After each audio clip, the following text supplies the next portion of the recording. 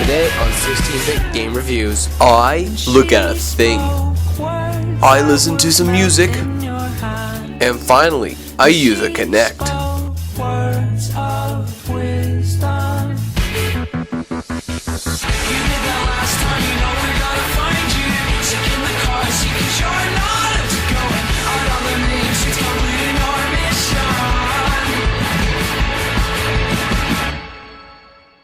Hello and welcome. Now, growing up, I grew up with two of the greatest systems of its time. On one hand, I have the greatest and most advanced technological beast of a home console ever made, the PlayStation. And on the other, I have the greatest and most technological portable system ever made, the Game Boy Color. Now, as you expect, with the PlayStation, I played my Spyro games, I had Crash Team Racing, I played a few third-party awful games, and then I had Scooby-Doo and the Cyber Chase review. I did that one. But on the Game Boy, I played a lot of classic games, or games that were like classic games. I played Super Mario Bros., the 1985 version.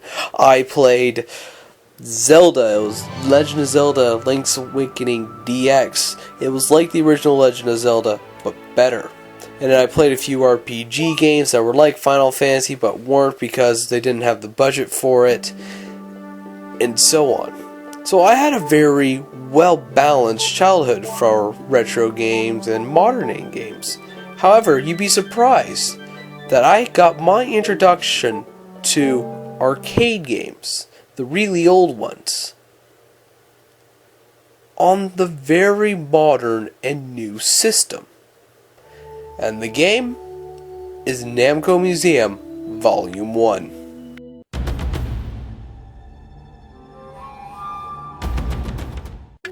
As its name suggests, Namco Museum is a museum for Namco games. This is volumes 1 of 5, so this one includes Pac-Man, Galaga, Pole Position, Bosconian, Rally X, and New Rally X, as well as Toy Pop.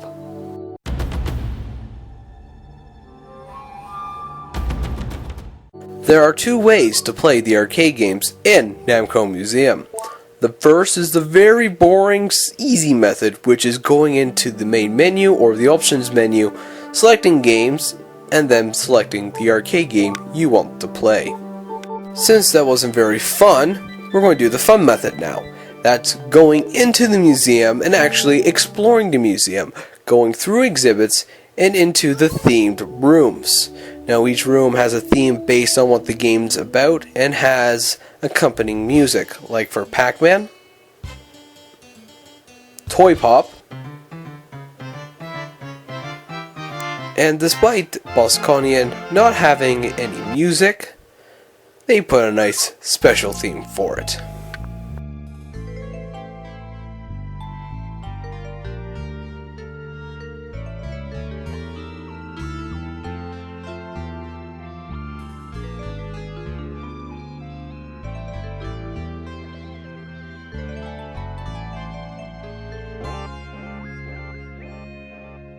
Lost all.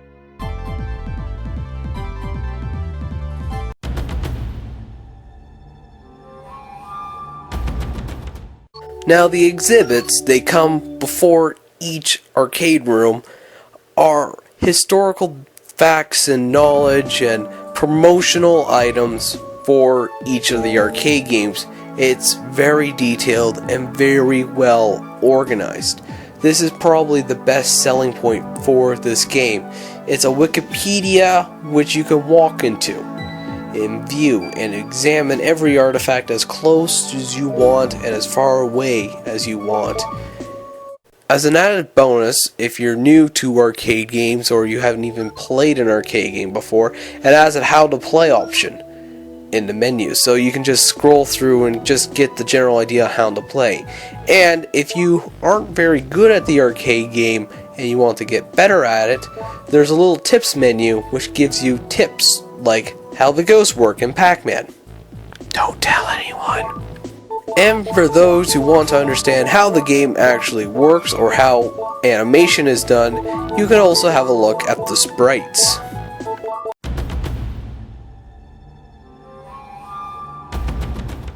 Yes, they are, and for two very good reasons. One, it includes Pac-Man and Bosconian. Two, if Namco didn't think you would enjoy playing any of these games, they wouldn't have put it into the collection. Think about that. Now that your mandatory 3 seconds of thought is up, I am going to mention that I'm not going to be doing reviews of each individual arcade game in this review. I have already done reviews for each arcade game, and above, on the top of the video actually, there is a colorful collage of annotations for each review. So, if you want more information and more details about these arcade games, click the annotations and it'll send you to a wonderful new link with reviews for each of the arcade games.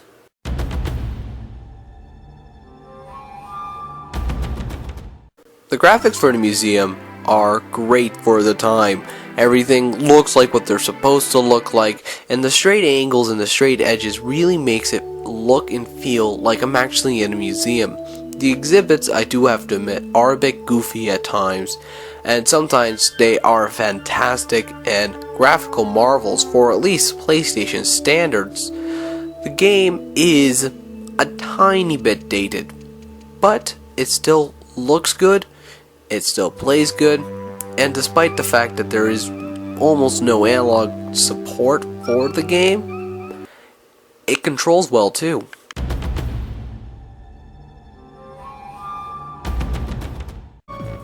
By museum worthy, do you mean something that's calm, collect, and mostly boring? Then no.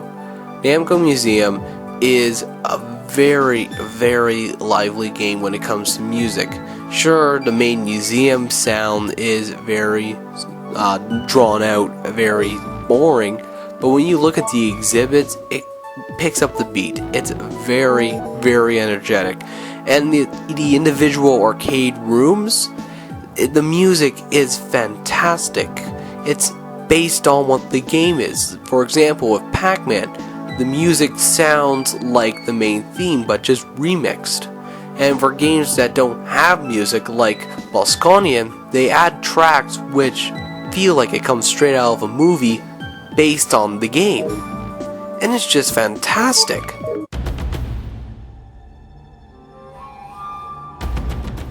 Namco Museum is for the PlayStation, but because it's for the PlayStation, you'd be able to play it on your PlayStation 2, PlayStation 3, and if they ever patch it in, PlayStation 4, or if they ever put it on the PlayStation Store. Now you can also play this on your PSP and PS Vita via remote play with a PS3. Well, that technically means you're still playing on your PS3, but on your Vita. Regardless, if you have a Sony thing, you can probably play this game.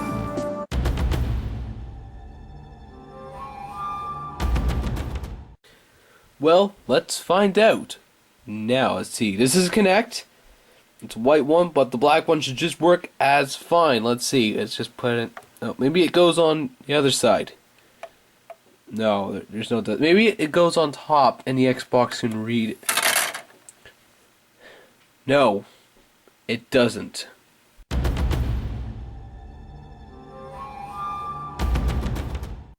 Because, despite the fact that the game is made for the PlayStation, it's still very fun. For the people who don't like the museum, I do understand why you don't like the museum. However, you can just skip the museum and go straight to the rooms, where you can just enjoy the museum bit of the room and then play the stupid game. There's no paywalls, there's nothing, and you don't have to unlock all the arcade games. They're all available from the get-go. And for the people who do understand and they do like the museum parts, you have an entire museum for a specific game. You can learn about games which might not be available in your region. For example, I didn't even know Toy Pop existed, before I play Namco Museum. Now I do, and now I understand how much they were selling it for, strategies on how to play it, and I know how they did the sprites. It's a win-win. So, if you're looking to buy Namco Museum Volume 1, please check out our store. It's in the description, it's on eBay, we might have it. Or, if you don't trust us for obvious reasons, go and check eBay. It's a wonderful place to go and look for used games. Now, please leave a comment down below. Our monkeys are getting hungry. They deserve bananas, and in order for them to get bananas, you need to leave a comment below, or else you will be deliberately starving monkeys.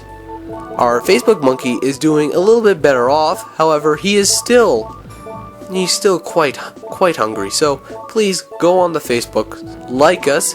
If you like, he gets a whole bushel of bananas, and if you leave a post or a comment or a witty remark, he gets additional bananas. It's a win-win. You leave comment, knowing you get the moral gratification that you just fed a monkey, and the monkey's happy because he gets bananas. And sad news, our Twitter monkey is officially dead. As soon as people start to actually use our Twitter, I will have to respond to you myself. But as soon as people start to use our Twitter, we will get another monkey, and we'll call them Stevie Joe Mark II. So just a moment of silence for Stevie Joe Mark I, and thank you for watching.